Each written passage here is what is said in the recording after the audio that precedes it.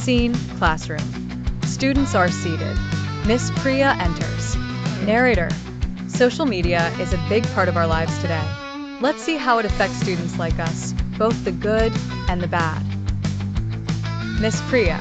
Good morning, students. Today we'll discuss a very important topic, social media. What do you all think about it? Tarun. Excited, ma'am. I love social media.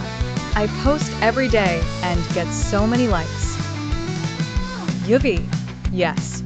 I play games and scroll reels till midnight. It's fun. Avi.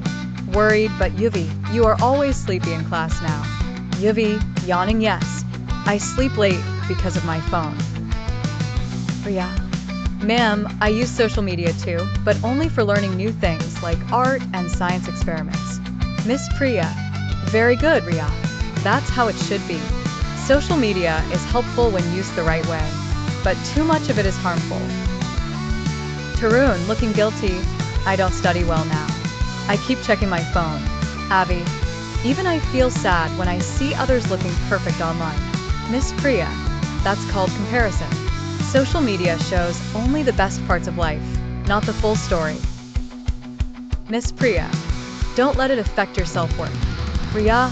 We can set a time limit and use social media for good things, like learning, sharing ideas, or connecting with friends. Yuvi. I think I'll use it less now. Maybe I'll sleep on time too. Tarun. And I'll start reading and spending more time with my family. Miss Priya. Smiling, I'm proud of you all. Miss Priya. Remember, social media is a tool. If you control it, it's helpful.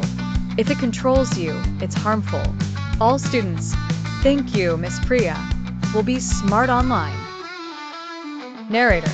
So friends, let's be wise and use social media to grow, not to waste time or feel low. Balance is the key.